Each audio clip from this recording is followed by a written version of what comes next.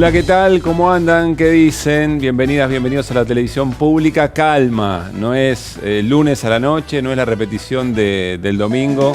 Estamos haciendo Desiguales en un día especial, jueves por la noche, 22 horas. Y me parece que es un especial sumamente oportuno. Estamos en los alrededores de la llamada segunda ola de COVID-19. Hay países hermanos pasándola realmente muy, pero muy mal. Los casos en la Argentina están en aumento y este especial de Desiguales creo que viene en el momento exacto para poder reforzar nuestras defensas, otras defensas. Tiene que ver con la sobreinformación sobre determinado tipo y la mala información sobre estas cuestiones, lo llamado infodemia. Vamos a compartir primero un documental llamado Infodemia de la productora Sucesos Argentinos y después tendremos, por supuesto, reflexiones con invitado e invitada. ¿Qué haces, Lucila Trujillo? ¿Cómo te va? Hola, Caruso. Muy buenas noches. Interesante remarcar que la palabra infodemia no la inventamos ni vos, ni yo, ni nadie en la República Argentina. La OMS, la Organización Mundial de la Salud, habla de infodemia. ¿De qué se trata? Bueno, de esta especie de pandemia de rumores, epidemia de rumores. Información sobra, ¿la necesitamos? Es cierto. Ahora la pregunta es, ¿qué tipo de información es la que nos llega? Y acá, claro, entra lo que se llama esta sobreideologización que tenemos de todo lo que nos llega, que es un montón. ¿Nos quedamos con lo que nos gusta, sea verdadero o no? ¿Eso qué provoca? Que en un punto estemos desinformados. Genera miedo, genera pánico, genera confusión. Esto es muy diferente, ojo, a ir aprendiendo sobre la marcha. No hablamos de eso, que también es algo que ocurrió en el último tiempo. Entonces, preguntarnos, ¿cómo discernir? ¿Interesa discernir o simplemente interesa escuchar lo que nosotros queremos? Cae, decíamos, en un momento muy importante y yo quisiera que, y junto con Lucila y la producción del programa, tratar de anclar un poquito lo que van a ver a continuación. Insisto, vamos a compartir un documental llamado Infodemia y van a ver cómo arrancó todo, porque nos sirve también, Lucila, para repasar este año, para repasar de dónde venimos, cómo encaramos todo esto como comunidad en un comienzo y después hacia dónde fuimos. Todo arrancó con una tapa conjunta de la gran mayoría de la prensa gráfica en la Argentina, un sentido muy comunitario. Salíamos mejores, ¿no? Íbamos a salir mejores, claro. Efectivamente. Aplausos en los balcones para trabajadores y trabajadoras de la salud. Y ahí hay un momento de quiebre. Y ahí empieza, si ustedes quieren, una suerte de grieta política a hacer de las suyas en una lógica muy, pero muy particular, que ya la conocíamos y que después, cuando empezaron a tener distinto tipo de éxito las vacunas y efectivamente supimos que la vacuna era la respuesta además del aislamiento, de vuelta esa lógica nos puso en una discusión en la que todavía estamos. Me parece que en ese sentido va a ser muy importante que compartamos después la charla con nuestros invitados y por supuesto también con Darío Stanraiver. Bueno, los voy a nombrar, van a estar Bernarda Llorente y Nahuel Sosa hablando con nosotros luego de Infodemia. Y atención, porque lo que van a ver a continuación tiene que ver específicamente con el rol de los medios de comunicación, porque sabemos que actores políticos somos todos e incluso las redes sociales han jugado un papel muy importante en este último año, específicamente en el año de la pandemia, pero reiteramos, medios de comunicación son actores masivos políticos, llegan a lugares donde otros no llegan. Lo vemos, en un ratito nos reencontramos para debatir.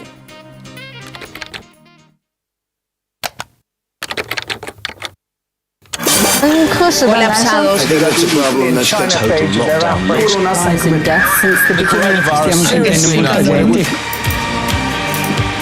Se tituló Infodemia a esas formas comunicacionales falsas deliberadamente o sin posibilidad de ser chequeada sobre la pandemia. España superó los 25.000 casos. El impacto que este acontecimiento tiene en la atención pública y en la percepción generalizada de que hay que hacer algo para dar respuesta. El colapso del sistema de salud. Nueva York están desiertas. Superó el sábado los 100.000 muertos por el nuevo torrente informativo, lo que vos decías, la saturación de información.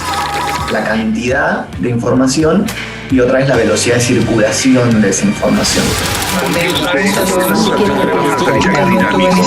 Si hubo sobreinformación en el tema de la pandemia, digo sí. Primer muerto por coronavirus. Segunda muerte de la quinta víctima. Acá tenemos que luchar contra dos cosas, contra la pandemia y contra la psicosis. Living in the age of information is a double-edged sword.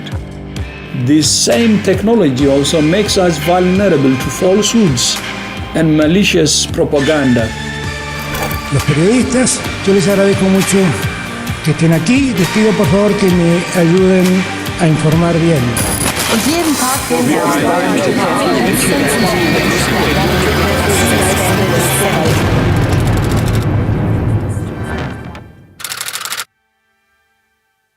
Cada uno de los medios gráficos, Crónica, BAE, Página 12, Clarín, La Nación y el resto de los medios gráficos están compartiendo la misma tapa.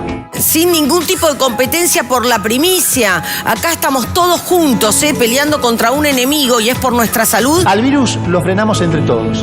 Fue una decisión muy acertada, una buena recepción generalizada por parte de la población. Los medios de comunicación acompañaron. Que la única vacuna que tenemos es el distanciamiento social. Es esencial. De repente, un aplauso generalizado y la gente en los balcones. En este aplauso para nuestros médicos y para la gente que está trabajando. Fue muy emocionante. Me parece que lo que hay que tratar de generar desde los medios y la responsabilidad es un carácter diferente y no pesimista.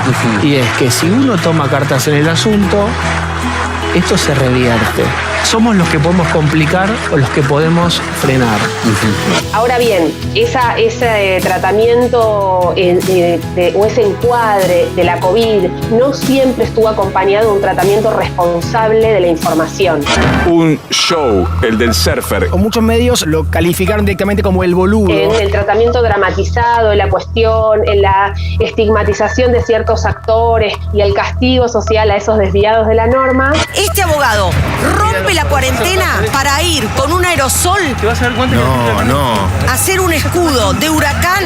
¿Qué les pasa por la cabeza a estas señoras que estaban yendo a un parque porque no se entiende? Ignorancia. Como el coronavirus no tiene patas o piernas, utiliza la de los estúpidos. Existen, y también esto es muy viejo, campañas de desinformación. Cuando aquel contenido es deliberadamente falso, es decir, que quien produce o difunde el contenido es consciente de su falsedad.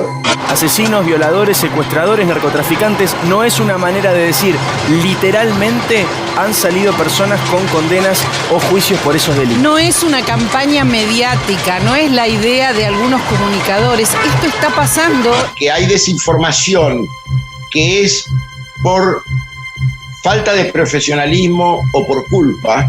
Y, por supuesto, lo que en la ciencia jurídica es el dolo, o sea, la intencionalidad por incidir en la opinión pública. Hay una función del periodismo en editorializar, por supuesto, en opinar. Por supuesto que la opinión forma parte del periodismo. No estamos hablando de la opinión cuando incluye cuestiones que no son chequeables o que son mentiras directamente o que están defendiendo algún interés sin importar cómo. Hay una sensación de que se están tirando la pelota entre los jueces y el Poder Ejecutivo. Son los jueces los que tienen la potestad, pero claro, es también el Poder Ejecutivo el que les da la potestad a los jueces.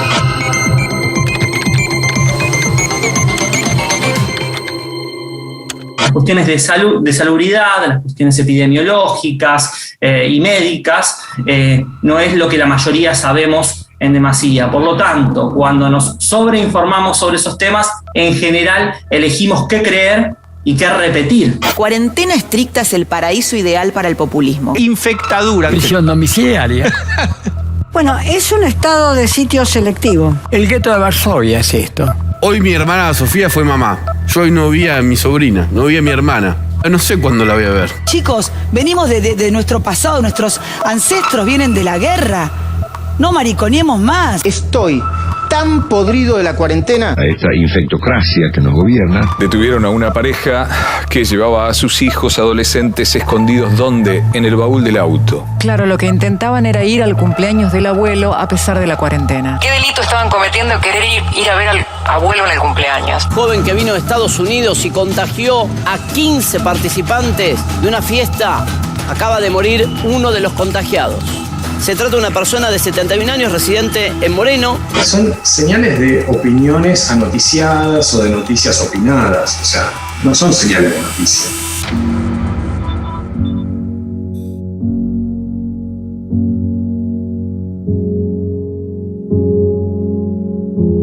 En una segunda etapa se empieza a evidenciar una fractura en el seno de las élites políticas, concretamente entre el gobierno y la oposición, digamos, que tiene correlato en los medios de comunicación y empiezan a aparecer otros temas que disputan agenda a la COVID. Me acuerdo del caso Vicentín. El Grupo Vicentín es el principal aportante de Juntos por el Cambio, que era el nombre que adoptó, recuerden, Cambiemos. El Banco de la Nación Argentina está investigando presuntas irregularidades en el otorgamiento de créditos millonarios a la empresa Vicentín, créditos entregados durante la anterior gestión de Mauricio Macri. Vicentín fue un parteaguas y de alguna manera le dio a los medios de comunicación la posibilidad de también activar una agenda opositora. Una cuarentena indefinida, ¿qué pasa con la economía? Estamos yendo a una situación de colapso. Quieren aprovechar la crisis para avanzar sobre la actividad privada y sobre la propiedad privada. Estamos naturalizando entregar libertades individuales. Lo que me parece que quiere el gobierno es controlar la realidad. Haberse enamorado de la agenda de la cuarentena. Nos sirvió para frenar la velocidad de circulación. La cuarentena eterna iba a causar una catástrofe. Una solución prácticamente medieval. Estigmatizar a una persona o grupo con el objetivo de crear un ambiente que legitime actos de violencia contra esa persona o contra ese colectivo. ¿Qué están haciendo Cristina Fernández y Alberto Fernández? ¿Serán conscientes de que están llevando al país a las puertas del precipicio? Los medios de comunicación, y cuando digo los medios no estoy pensando solo en medios tradicionales, digo las plataformas, por ejemplo, en todos esos espacios de circulación de sentido, construyen socialmente realidades. Me parece que la cuestión de la posverdad nos invita a pensar esto, cómo se construyen verdades que son siempre relativas, que son siempre construidas, construcción de mentiras, digamos, más que llamarlo posverdad, lo llamaría mentira, que tienen implicancias, que tienen consecuencias sociales. Que triunfen los patriotas y no el socialismo comunista. Para que seamos como Maduro.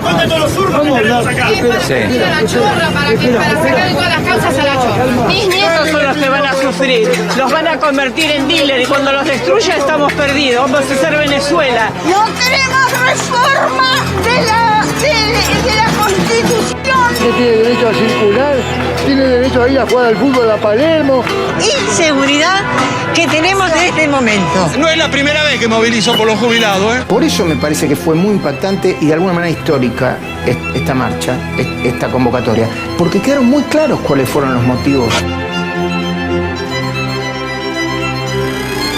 La influencia de la tapa es no tanto su publicación sobre un soporte, sino que su influencia es mucho más por la capacidad de reproducción que tienen distintos soportes, en donde sus columnistas, sus editores, replican en radio, redes sociales. Los negros, los putos, las mujeres, los peruanos, los peronistas, son los causantes de la degradación argentina, y con eso logro empezar a crear un ambiente que legitima la violencia. Creo que la última vez que tenemos que manifestarnos pacíficamente. Debemos levantarnos contra estos simios, hijos de puta. Está rompiendo el micrófono, no, señor.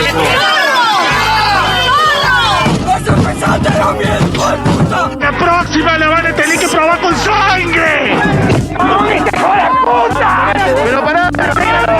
Somos propensos a buscar nuestro equilibrio, nuestra armonía entre lo que hacemos, lo que decimos, nuestros comportamientos, nuestras acciones, nuestros discursos. Y cuando hay algo de eso que se corre del equilibrio, no nos sentimos tan cómodos. Por lo tanto, buscamos información que nos confirme lo que nosotros pensamos sobre esas cuestiones. Las antenas 5G van a funcionar directamente con las vacunas, porque te van a modificar genéticamente. Y yo ya conté que desde chica estaba sospechando todo. ¿De qué me van a cuidar si sabemos bien? Nuestro presidente Donald Trump dice que el virus chino no lo tiraron. Todo es una práctica, todo es un ensayo para lo que ellos quieren hacer. Roland Barthes a fines de los 70, obviamente no vio toda esta cuestión, pero a fines de los 70 lo mencionaba como ideósfera, globos, burbujas, lo llamamos ahora en las redes, ¿no? Estas burbujas de ideas, estas ideósferas en donde nos hablamos entre los que creemos lo mismo. Esto no es una pandemia, es un virus más como lo fue la gripe A, con la única diferencia que esto es a nivel mundial, la mentira es a nivel mundial, argentinos. Los norteamericanos lo llaman el pseudoevento. Un evento que no es ni falso totalmente, ni auténtico o real totalmente. Manifestación, una marcha, un banderazo, al cual nadie convocó orgánicamente. Tuit del PRO del día de hoy. Hace más ruido un solo hombre gritando que 100.000 callando. Estaban promocionando la marcha. Convocar a una manifestación popular, ¿no es desatinado? Yo de acuerdo con vos. Acuerdo, por eso no convocamos. Waldo, la convocó la presidenta de tu partido. No coincido, no la convocó, Adirio. El desafío es ir un poquito más allá de pensar ciertas definiciones de la situación meramente como verdades o mentiras, sino pensarlos como versiones favorables a determinados intereses y en detrimento de otros, insisto.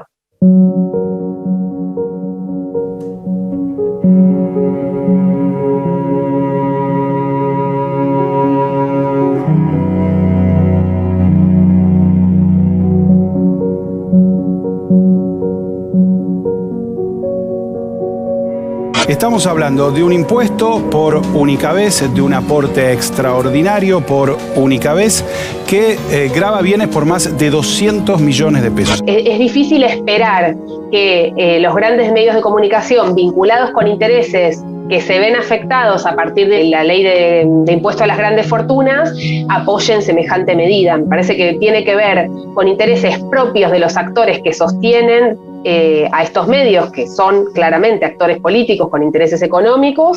Gente, obviamente, que no gana ni 8.000 pesos ni 7.000 pesos, te dice $2,5 millones, es una gran fortuna. Y sí. No. No se trata de fortuna multimillonaria, 200 millones. Tienen también, por lo menos los medios comerciales más grandes de la Argentina, una explícita, yo diría, línea editorial que los ubica en solidaridad con un sector político, sobre todo de la élite socioeconómica y una parte de la élite cultural de nuestro país, con lo cual, obviamente, hay un diálogo mutuo entre el líder de opinión que escribe en ese medio y el líder político que dialoga con el título o con la nota que publica ese líder de opinión. Es tratar de riqueza lo que no es riqueza, ¿no? Yo no entiendo qué culpa tienen los ricos o los mega ricos en todo esto, ¿no? No hay nada más permanente que un impuesto transitorio en la Argentina, ¿no? Es insostenible la presión tributaria. Es casi confiscatorio, ni siquiera hubo un ajuste en el sector público. Evidentemente para la política, tener dinero en la Argentina, salvo ellos, está mal y hay que sacárselo. Fíjate que esto es lo opuesto a la meritocracia y motiva la envidia, en definitiva, porque ellos tienen que paguen más. Verdaderamente nos ha puesto de muy, muy mal humor, digamos, todo esto, además de que, bueno, ya venimos con una presión tributaria récord y todavía encima, digamos, pretenden más, ¿no? Y ahora le quieren hacer pagar el pato de la boda a los ricos. Siempre queda bien. Y encima la plata va a ir a pagar equipamiento de salud.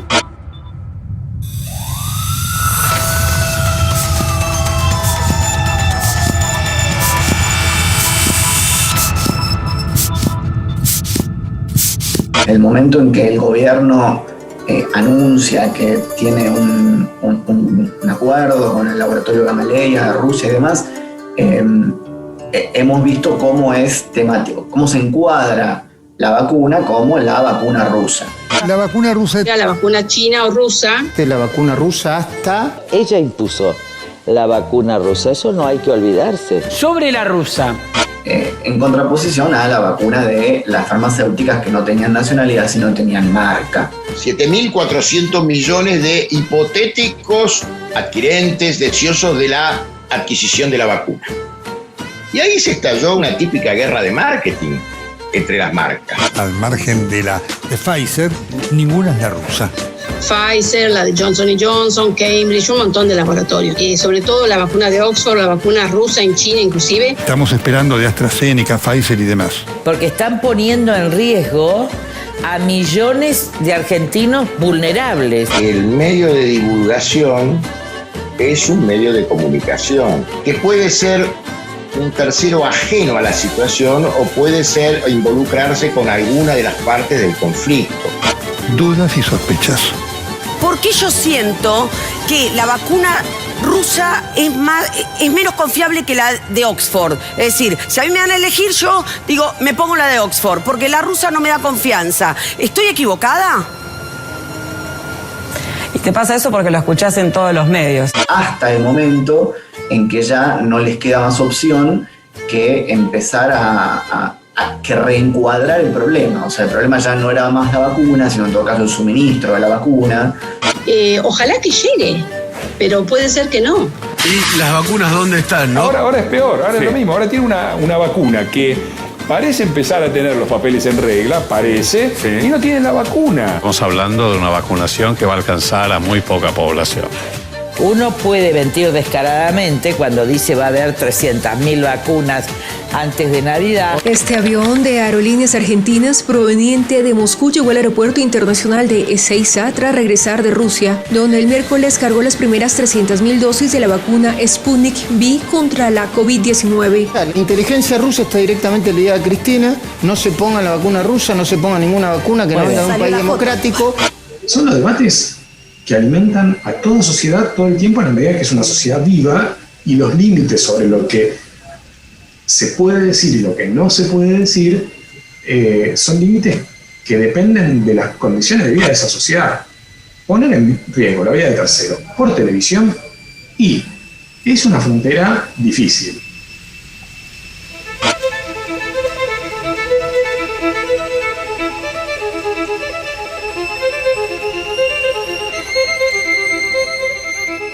Los medios son un actor político. Esta vieja premisa de que no nos dicen qué pensar, pero sí sobre qué pensar, bueno, tienen mucho interés en decirnos qué pensar también.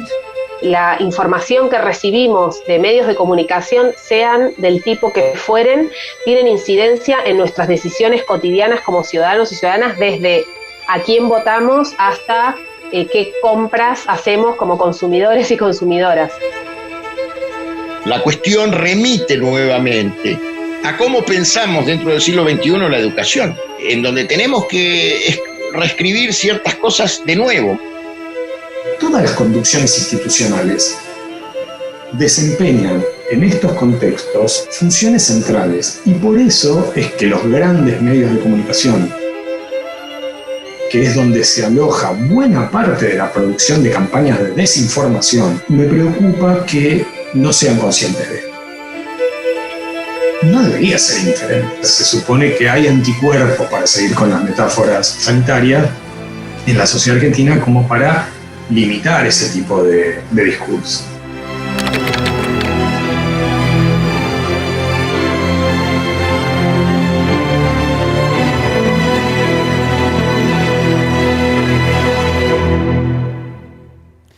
La información como mercancía, algunos apuntes mentales que me voy haciendo porque me encantaría que charlemos sobre eso también en el programa. Bueno, nos situamos otra vez, estamos en Desiguales, programa especial, jueves por la noche en la televisión pública. Acabamos de compartir un informe, un documental, Infodemia, que decíamos con Lucila, nos parece muy oportuno en este momento cuando estamos de frente otra vez volviendo a enfrentarnos con tantos desafíos, y aparecía ahí la palabra también generar anticuerpos también para este manejo de la información, Lucila. Sí, de tener herramientas, digamos, ¿no? Sacándolo del modo medicinal, si se quiere. Voy a presentar a los invitados formalmente. Estamos con Bernarda Llorente. Ella es directora de TELAM, es periodista, es politóloga y es una histórica, además, productora de la televisión argentina. Bienvenida, Bernarda. Gracias. Y estamos también con Nahuel Sosa. Él es politólogo, es docente, es abogado y además es el director del Centro de Formación y Pensamiento Genera. Así que también, Nahuel, bienvenido. Antes de darles la palabra, Darío Stanraiver. ¿Cómo andan? ¿Cómo vas? Bien. Muy bien. No, me quedé pensando en esto de cómo empezaste, Pablo, el tema de salir mejores o peores, de hasta qué punto la pandemia realmente puede generar en el ser humano o en la sociedad una conversión generalizada. Digo esto viendo recién el documental. Digamos, a mí me parece, y nada, lo venimos charlando hace rato, que lo que hizo la pandemia fue dejar traslucir lo que ya éramos.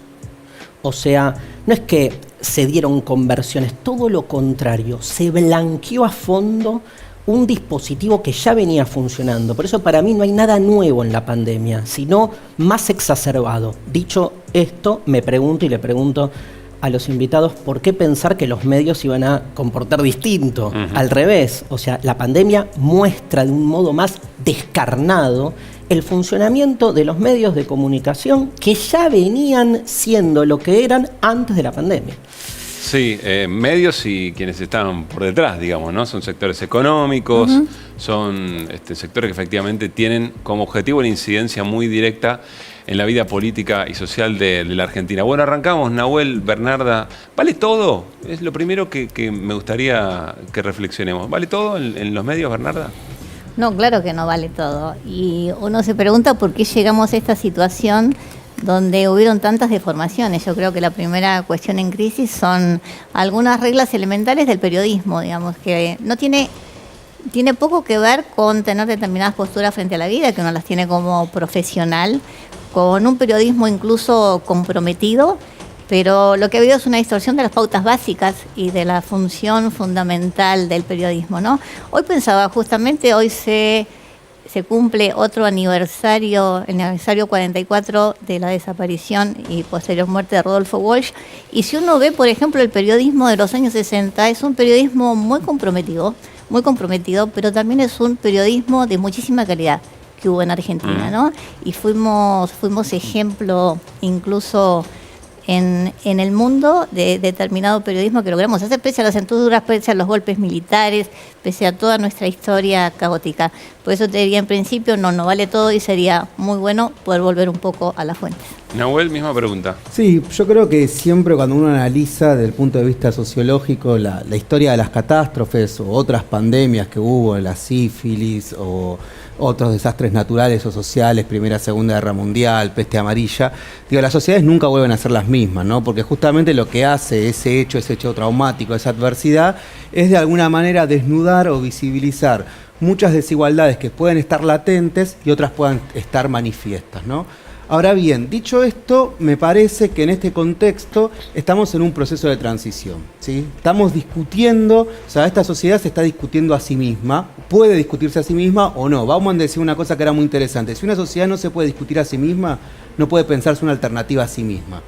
Entonces, ¿qué creo yo? ¿Cuál es una de mis posibles hipótesis? Es que efectivamente, cuando aparece el COVID, volvió a estar en el centro de la escena las políticas del cuidado, el rol de lo público, el rol del Estado, aparecieron nuevas agendas, ¿no? Aparece la reforma tributaria, el derecho a la desconexión, aparece la agenda ambiental diciendo justamente esta idea de cómo se hace un nuevo pacto verde. Y mi sensación es que frente a eso, que empezó a tener cierto consenso y sobre todo cuestionar al neoliberalismo, y a mí me interesa marcar una cosa, el neoliberalismo es un proyecto económico, pero fundamentalmente es un proyecto cultural. No puede aplicar sus políticas de ajuste si no logra determinadas narrativas que le permitan lograr consensos sociales. Se puso en crisis, desde Angela Merkel hasta el Papa Francisco, discutiendo el capitalismo financiero. Esta introducción va a entender, y me parece como una reacción muy agresiva de las élites. Sí, muy agresiva una reacción. Parte de esa reacción agresiva de las élites fue las falsas dicotomías, esto es individuo o autoritarismo, esto es república o populismo autoritario. Parte de esa reacción fueron desplegar una serie de discursos de odio. Parte de esa reacción fue desplegar la infodemia y la fake news como una práctica política. O podríamos decir como una práctica antipolítica. Porque al fin de cuentas lo que estamos viendo es que no es solo un proceso de despolitización lo que se busca, es un proceso de antipolítica, que es distinto que la despolitización. No es solo no me interesa meterme, es todos son la parte de una misma situación, ¿no? Y eso me parece que es lo que nos lleva a pensar que, como bien decía Darío, los medios, hay continuidad, es cierto, Y también yo le agregaría que como lo virtual o la conectividad también se puso en el centro, hay una discusión si la conectividad pasa a ser un derecho humano dentro del marco de la comunicación como derechos humanos, o la conectividad sigue siendo un negocio de ciertas corporaciones digitales. Lo que le quiero preguntar a Bernarda, teniendo en cuenta lo que se lanzó desde Telam, que es esta plataforma Confiar, la cual estuve investigando el otro día, es... ¿Hay interés del público en meterse en esa plataforma, en efectivamente averiguar si lo que estoy leyendo y viendo, si me llegó, es cierto o no? ¿O hay ganas de que coincida con mi pensamiento y no importa si es verdad o no es verdad, a mí me cae bien, me gusta y yo lo voy a replicar? Para reafirmar lo que ya pensaba. Claro, es como digo, bueno, me viene como anillo al dedo. Sí, eso pasa en general en las redes sociales, pero en el proceso mismo de la pandemia pasó una cosa muy interesante. Nosotros lanzamos Confiar como un lugar seguro, digamos, confiar es confiar en las fuentes, confiar en la ciencia, confiar en las voces autorizadas, en medio de una infodemia, como vos decías antes, que el mundo se preocupó y se preocupó antes que nosotros, porque en algunas cosas nosotros tuvimos como la suerte de ir un poco rezagados y pudimos ver procesos mundiales. La infodemia aparece en el mundo mucho antes que aparezca en Argentina, por eso nosotros logramos adelantarnos. Pero hay una cosa muy interesante, digamos, uno puede creer en cualquier cosa o en los comentarios como más atractivos o más simpáticos o más disparatados para difundirlos. Pero cuando la gente se siente realmente en riesgo, hubo un retroceso y hubo una necesidad de informarse en los lugares que le pudieran dar tranquilidad. Las malas informaciones, las informaciones fuera de contexto, llevaron a la gente no solo a una situación de peligro en términos físicos, sino también en términos de salud mental. Claro. Y la respuesta, no solo en Argentina, sino a nivel mundial, fue que la gente empezó a ir mucho más a las fuentes y mucho menos a los trascendidos.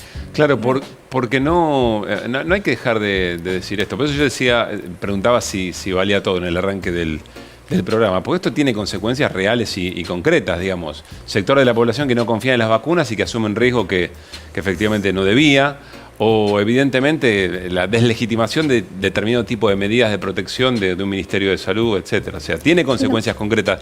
Agrego a esto, quizás un paréntesis, pero quiero que lo discutamos y me quiero sacar esas ganas, digamos. Porque lo que aparece, si uno quiere regular efectivamente este funcionamiento, es el derecho a la libertad de expresión. ¿Cómo se conjuga eso?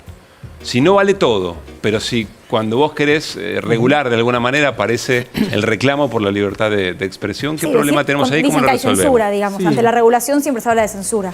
Bien, ahí yo creo dos cosas. La primera es recuperar la comunicación como un derecho humano, es lo que se planteó en el informe McRae, lo que se planteó en su momento Fisher en las jornadas de la ONU.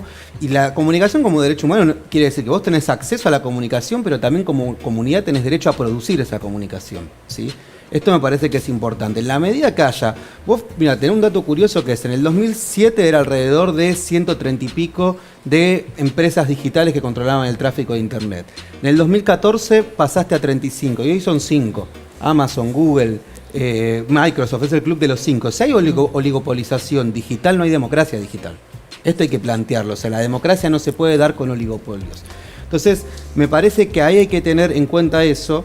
Y también, volviendo un poco a lo que yo decía antes, en los momentos estos, como los que estamos viviendo del COVID, ojo que son momentos de mucha tierra fértil para la estigmatización de los grupos sociales. Estamos los sanos versus los infectados, de quién fue la culpa del virus.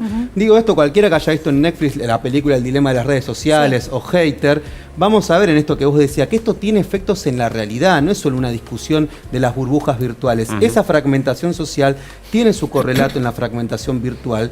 Entonces es peligroso porque lo que se utiliza muchas veces, o lo que hacen las élites, es fomentar estos discursos estigmatizantes sobre grupos sociales. Por ejemplo, la idea de parásitos. Entonces, están los que no trabajan, son los parásitos, es el excedente. El discurso del odio se basa en negar el otro, ¿sí? Niego al otro como un par. No es que el otro es un adversario, pero podemos tener legitimidad. Yo lo niego al otro en tanto par. Y para eso construyo o violencia material, o violencia simbólica, o simultánea. Y también lo que hago es apelar a cuestiones que a veces pueden ser irracionales, sistemas de creencias, como muchas veces vemos que hay un dato empírico, igual se lo rechazan en cualquier tipo de infodemia, o lo que a veces es peor, se empiezan a construir motivos para que sea legítimo odiar.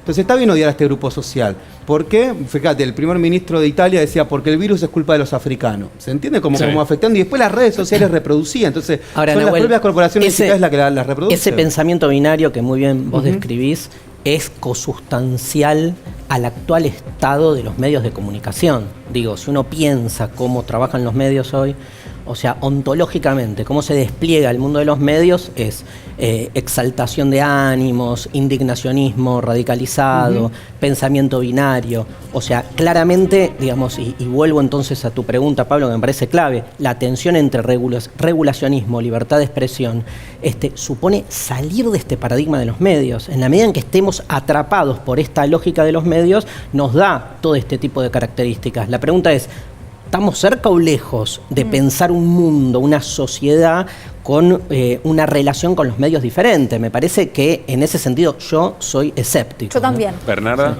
Yo soy mucho más optimista que ustedes. ¿Por qué? Compartilo. Por varias razones soy más optimista.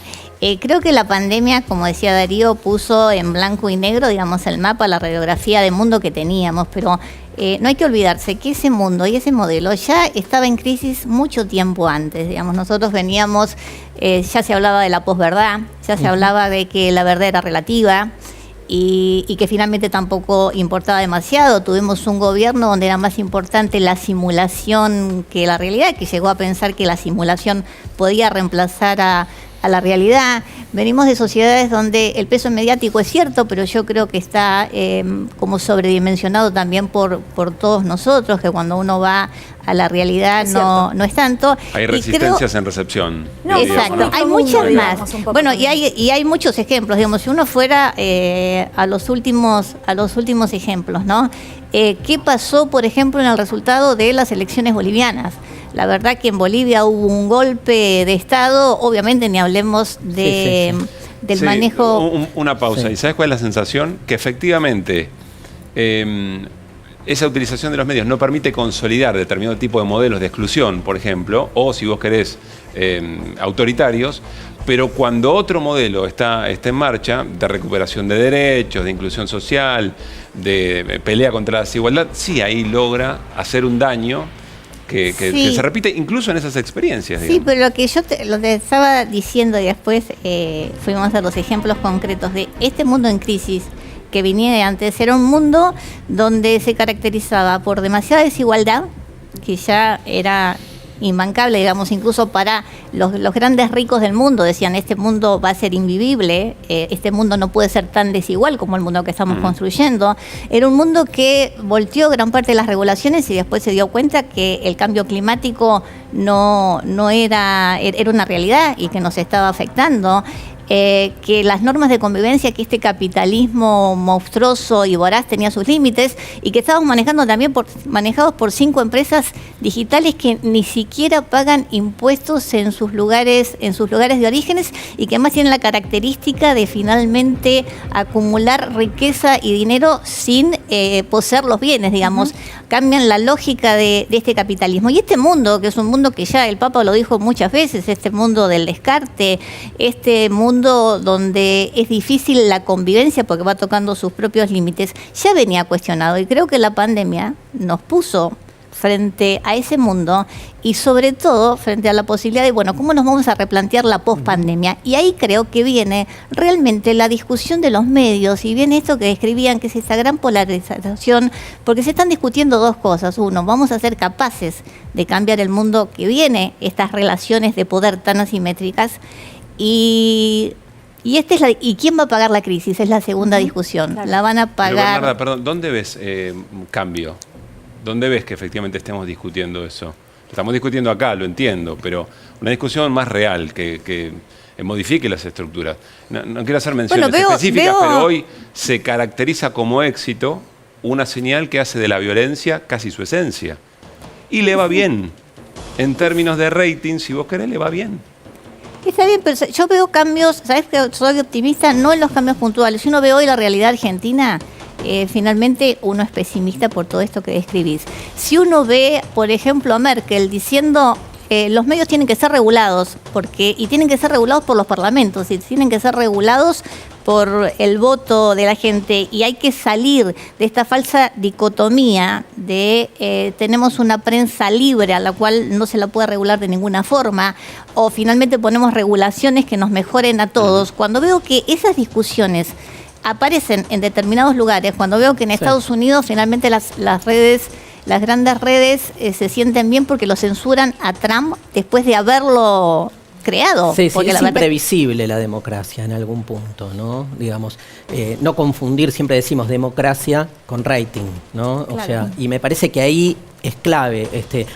Hay señales de televisión que pueden copar el rating del prime time y a la hora de votar pasa otra cosa, ¿no? No digo que no les indiría, no soy tan ingenuo para decir que no hay, pero tampoco lo contrario, que es que hay un determinismo tan directo. Bueno, ¿no? hablábamos de posverdad, vos mencionabas ese término, Bernarda, tiene que ver con esto de no me importa si lo que estoy consumiendo, si lo que estoy leyendo, si lo que estoy viendo es cierto, Claro. Lo único que me importa es que cae bien con mis principios, con mis ideas y con mis convicciones. Sobre esto hablaba recién este mini documental que veíamos Infodemia, compartimos ese fragmento.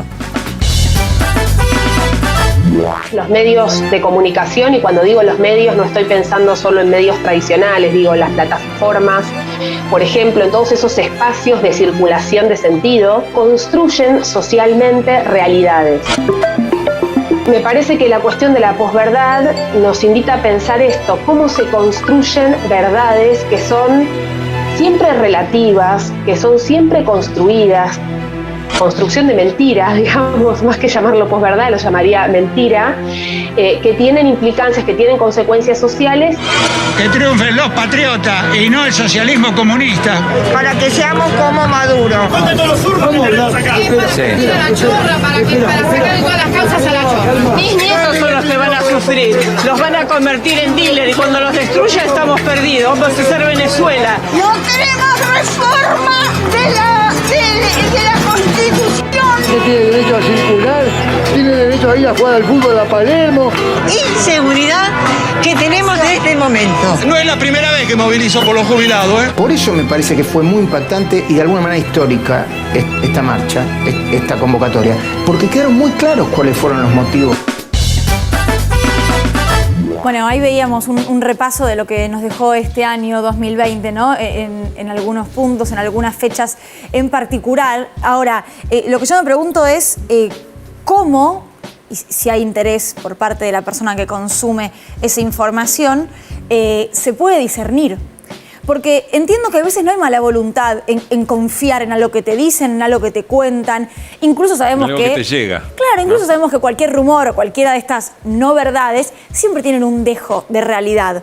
Ya sea por la persona que la protagoniza, por el momento en el que te lo cuentan. Digo, no es una cosa que están diciéndote que cayó un extraterrestre en el medio de este estudio y vos decís, bueno, ahí desconfío un poco más. Entonces digo, la persona que tiene esa información en la mano, ¿tiene herramientas para poder discernir o no le interesa poder discernir? Bueno, yo creo, mira, hay un dato muy interesante que arrojaba la Universidad de Harvard hace poco. Una fake news se viraliza 6 veces más rápido que una noticia verdadera. Y la Universidad de Chicago de Estados Unidos hace 3 meses había sacado otro dato también muy interesante que decía el 52% de los estadounidenses eran propensos a las teorías conspirativas, ¿no? Entonces, me parece lo que genera el efecto burbuja es que yo soy incapaz de tejer un diálogo con cualquier alteridad disonante. Es decir, no puedo tejer un diálogo con otra persona, con un otro distinto al mío, ¿no? O sea, se pierde una habilidad ciudadana. Dicho ciudadana en el sentido más pleno y más profundo de la palabra. ¿Sí? La ciudadanía en tanto polis, en tanto comunidad, se pierde eso. Y yo creo que acá hay dos discusiones cuando decimos, bueno, regular, que yo lo veo como sinónimo de democratizar, que es el acceso a las redes, porque gran parte de la población mundial no tiene acceso a las redes, y esto es importante siempre marcarlo, pero a su vez una vez que accedes a las redes, ¿qué haces con esa sobreinformación o desinformación? Porque ser alfabeto digital, por decirlo de alguna manera, sí, nos cuesta, porque eso lo que termina pasando, por eso siempre hay una discusión de hasta dónde en las redes puede existir el ciberactivismo, hasta dónde no. ¿Por qué? Porque en los 80, cuando surgen los movimientos de copyleft, de software libre, hay una idea de el conocimiento, la creación comunitaria, de compartir. Luego apareció más la idea de Bill Gates, que era el no código abierto, es decir, esa idea se fue en un proceso de concentración tal, donde es el propio establishment digital, si se quiere, el que te va reproduciendo con los bots o con el algoritmo estas falsas informaciones, y el algoritmo es político. Entonces, en la medida que no haya una ética del algoritmo, en la medida que uno es muy difícil discernir, o sea, dejarla a una persona por voluntad propia. Por eso ahí, bueno, Bernarda esto lo sabrá mucho más, bueno, aparece la discusión de cuál es el rol del Estado, Obviamente también cuál es el rol de la comunidad de nosotros y nosotras como ciudadanos. Me encanta que todo es político, hasta el algoritmo. El algoritmo es político. Pero no hay algoritmo. ¿Por dónde pasa, Nahuel, para vos más hoy la data? ¿Por el mundo virtual de las redes o por lo que es los medios tradicionales? ¿Está escindido de ese modo? Nahuel, te voy a pedir que no me contestes ahora porque tenemos una placa, ya la vas a contestar esta pregunta, igual, pensala, por favor. Una placa que tiene que ver con esto, ¿no? Con información, con internet, con demás. Bueno, ahí estamos viendo con nuestra realidad aumentada. El 70% de los chicos admite que confía en un contenido reenviado. Digo, un contenido que le llega reenviado, 70% te dice, yo le creo, la fuente de este dato es de la Asociación Internacional para la Evaluación del Logro Educativo. Bueno, tiene que ver con esto que estabas mencionando. Le creemos a la fuente, ¿no? Claro, también le nosotros. creemos al que nos lo manda, no importa que sea. No, somos parte del 70%. Quiero aclarar esto, que estamos hablando de un estudio sobre, cuando dice chicos o chicas, se refiere a estudiantes de primer año. Más o menos entre los 13 y los 14 años. Ahí estaba la otra información también interesante para compartir. Solamente el 2% mostró habilidades necesarias para la selección de información en línea. Es un poco lo que decía Nahuel, digamos. Sí, porque hay un bombardeo informático que la capacidad de discernir se pierde cualquier tipo de elemento crítico. Y a la pregunta que decía Darío, sí, yo creo que a él lo que uno podría observar es que hay cierta tendencia a un conglomerado, ¿no? Entre medios tradicionales y corporaciones digitales. Si bien en muchos casos es incipiente, yo veo una tendencia hacia eso y una tendencia muy preocupante en ese sentido, ¿no? Porque me parece que ahí lo que hay que tener en cuenta, ustedes mencionaban la idea de la posverdad, ¿no? Y la posverdad es la idea de, ¿no? Nietzsche decía, bueno, no hay hechos en interpretación, acá ni siquiera hay interpretaciones, o sea, lo que hay es lo que una fake news editó y el otro va a ir a reafirmar su propio pensamiento, ¿no? Entonces eso es preocupante y una cosa que me quería sumar que para mí es muy importante es la idea del dato. ¿Sí? Nosotros tenemos que entender, y capaz que esto que digo es un poco complejo, pero sirve para ver esto, que estamos en un proceso de donde la forma de valorizarse del capital es a través del dato. ¿Sí? El dato, si hay algo que la pandemia empieza a visibilizar más es esa idea de la bancarización y la vida cotidiana. El dato, ¿qué es el dato? Nuestros gustos, donde ponemos me gusta, claro, lo que nosotros producimos. Y en la medida que ese dato te produce valor, ¿no? Vos vas con una tarjeta de crédito al Cote. ¿Y cómo se valoriza el capital? Porque le compraste el producto, porque te cobra intereses y además porque empieza a tener datos de tus gustos, de tus comportamientos, de con quién te llevas bien o qué te llevas mal, cuáles son tus elecciones políticas. Y ese dato tiene un valor económico y un valor político porque permite compartir, predecir determinados comportamientos sociales. Vos fíjate, ¿no?, que con Cambridge Analytica o con Birmania, muy breve, es un caso en el cual Facebook se mete en un país que es Birmania y a partir de noticias falsas genera una guerra étnica. No es que la genera Facebook, digo, se mete en el medio de vender datos para construir una guerra étnica. Lo que te quiero decir con esto es que, bueno, estamos en un momento donde discutir la regularización casi es hasta una cuestión de supervivencia, para poder tener una ciudadanía digital plena. Sí, de todas maneras me parece que el terreno, no sé si es lo suficientemente fértil aún como para darle pelea a aquello de lo que decía Lucila, la acusación de censura o admitir las tensiones respecto a la libertad de expresión, porque en definitiva vuelvo un cachito acá a la Argentina y vuelvo a con lo que estamos conviviendo, digamos, en este contexto de pandemia. Después hay hombres y mujeres que toman decisiones respecto a qué poner en pantalla y qué decir sobre eso y cómo utilizar esa información, digamos, ¿no? Bueno, a mí ahí es donde yo no veo muchos elementos como para decir salimos mejores de esta. Se enriquece. Después hay algo que pasa que es muy interesante también, y lo decía Nahuel hace un rato respecto de las élites. No sé si en un contexto que no fuera el de pandemia hubiéramos podido discutir, por ejemplo, el aporte solidario a las grandes fortunas. Y ahí aparece una agenda quizá legitimada por la situación en la que se está viviendo, pero que te siembra a futuro una enorme cantidad de cuestiones interesantes para revisar, digamos, ¿no? ¿Por qué los que más tienen no ponen? ¿Cuál es la estructura de nuestro sistema tributario? ¿No es cierto? Que el que más tiene, más ponga. Bueno, no sé si... Acá sí soy más optimista, digamos, ¿no? Igual esto también estuvo atravesado por un montón de operaciones, ¿no?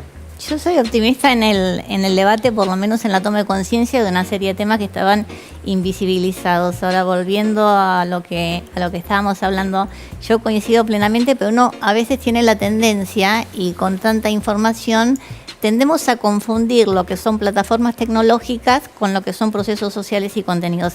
La verdad es que siempre, más o menos a lo largo de la historia, y sobre todo la historia moderna, pasó lo mismo, digamos, y hace unas décadas era, si lo dice la tele, debe ser cierto, y antes era, si lo dice el diario, esto es cierto. Si lo dice el meme. Pero está más discutido. Hoy está más discutido, ¿no? Hoy está más discutido, pero digo, esto de la gente de creer, veíamos la encuesta, que es un dato interesante, pero no creo que sea muy distinto a lo que ha pasado otras veces. Uno creo que tiene la falsa sensación a veces, y de hecho sí existe en parte, de ser como participante de la comunicación, ¿no? Potencialmente todos somos productores, somos emisores, somos receptores, etcétera, etcétera. Pero cuando uno va a la estructura en serio de comunicación, por ejemplo en las redes sociales o en los sitios web, los que realmente tienen predicamento e influyen son los grandes. La vida online no es muy distinta a la vida offline, como la cantidad de gente que no tiene ninguna posibilidad de participar. Si hoy realmente tenemos un problema frente a la tecnología, es que la tecnología ha quedado en manos de determinados sectores, aunque se ha democratizado, pero todavía se faltan muchísimos sectores por incorporarse. Y hoy, por ejemplo, hablar de conectividad es un fenómeno como fue en su momento la luz eléctrica. Te determina el grado de conectividad que está manejado por grandes empresas, es que nos va a determinar los grados de desarrollo, qué tipo de desarrollo vamos a tener en la sociedad argentina, qué tipo de inclusión, qué tipos de igualdades o desigualdades, con lo cual yo creo que frente a estos problemas, que además tienen múltiples aristas para ser solucionados, uno de los puntos fundamentales es que necesitamos más tecnología y más acceso. Y eso quedó visible con la pandemia. Hoy creo que la comunicación y la conectividad es realmente un derecho humano. Sí, una cosa breve. Sumando a eso, también una agenda interesante cuando apareció la discusión del teletrabajo, el derecho a la desconexión, ¿no? Pues ahí también tenés como otra cara, ¿no? Cuando se empieza a utilizar de alguna manera, entonces esta idea de ya no es del trabajo a la casa al trabajo, es más yendo de la cama al living, o sea, el trabajo es tu casa, se disuelve la vida familiar, la vida privada. Cuando se quiere regular la teletrabajo, me acuerdo que en Alemania, por ejemplo, bueno, se paga una multa si un jefe te está pidiendo que vos trabajes con un WhatsApp, con un Gmail o donde sea, por fuera de ese horario. Y me parece que eso es importante, ¿no? Porque hay una, Ana Arendt decía una cosa que es verdad, decía, bueno, la soledad en masa, ¿no? Estamos cada vez más cerca físicamente, nos vamos apilando en los edificios, pero más lejos socialmente. Entonces, estás hiperconectado, pero a su vez la comunicación actual se basa en la no escucha muchas veces. Sí, entonces, esa hiperconexión que vos estás permanentemente, ¿no? O sea, como en ese goce también puede haber opresión. Me parece que ahí hay que tener un foco. Bueno, esto Darío lo ha hablado algunas veces y me parece que es interesante, ¿no? Pensar, te quedás de manera obsesiva, llegás tarde al laburo porque te quedás hasta las 3 de la mañana viendo Netflix. Netflix ya sabe tus hábitos porque vuelve a lo que decíamos antes, tiene tus datos. Entonces, bueno, se empieza a dar un desafío que es, tenemos que regular, tenemos que democratizar y también tenemos que buscar que no haya alienación. La alienación obviamente que no es que hay solo en la internet, ¿no? Puede haber en cualquier proceso de concentración, siempre va a haber alienación. Pero en la medida que, bueno, uno está jugando en una cancha de visitante, porque al fin de cuentas quien tiene los fierros, quien maneja y quien controla ese tráfico, no dejan de ser 5 corporaciones. También creo de todas maneras 20 preguntas tengo, Lu. No, digo, también 20. creo en este contexto que la necesidad de información fue general.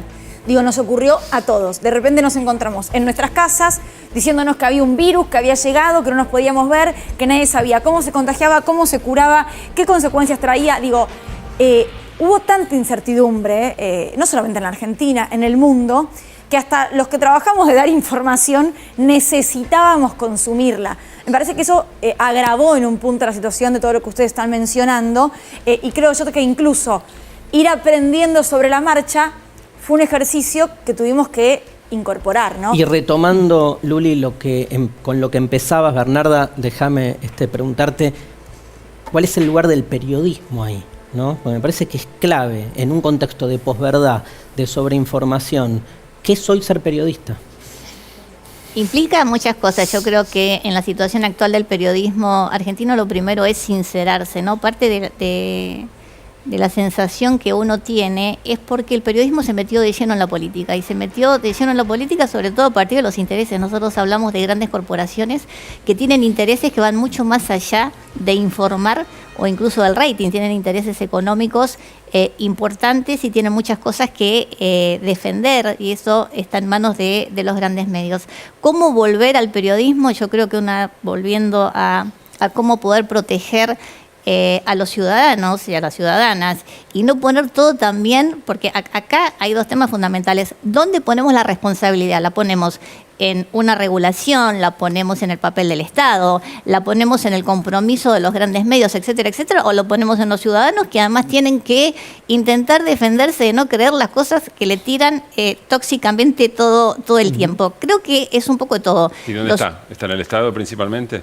No, creo que sí. Por un lado tiene que haber regulaciones frente a situaciones nuevas, que no solo es el Estado, digamos, esto es nuestra clase política, son los parlamentos, es una discusión también ciudadana. Creo que simultáneamente también tenemos que educar ciudadanos mucho más democráticamente con otros accesos, que es lo que te permite poder diferenciar si algo es falso o no. Si vos tenés mayor cantidad de formación e información, es mucho más fácil determinar lo que estás consumiendo. No hay una... sí, perdóname. Y la tercera cosa es, nosotros como periodistas responsables, yo lo que digo, primero, volvamos a las fuentes. Volver a las fuentes es el ABC del periodismo. Volvamos a un periodismo de datos, volvamos a un periodismo informativo, volvamos a hacer el chequeo de lo que estamos diciendo, volvamos a poner la información en contexto, consultemos 2 o 3 fuentes y después, además, hagamos periodismo de opinión. Pero hagamos periodismo de opinión en un debate sobre las ideas, no sobre distorsionar la realidad a partir de nuestras ideas.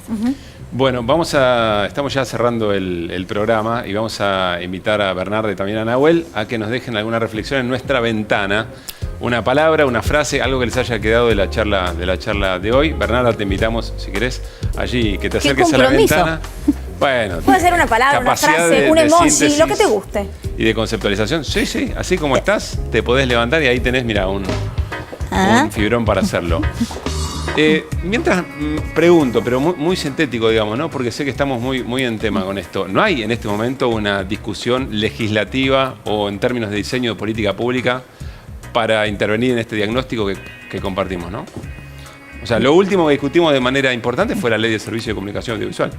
Sí, bueno, que no es necesariamente una política pública, pero se armó la declarar de interés a las telecomunicaciones como servicio público. Eso me parece que fue un hecho... Pero eso regula... No. Económica... Abre el acceso también. Sí, bueno, también. Pero no los compromete a trabajar de otra manera y con... No, pero te instala la discusión de la conectividad como un derecho de tercera generación y por lo tanto como un derecho humano y que, bueno, en su momento vía decreto se puso como una ley de... como se llama la ley de interés público para las telecomunicaciones. Bien.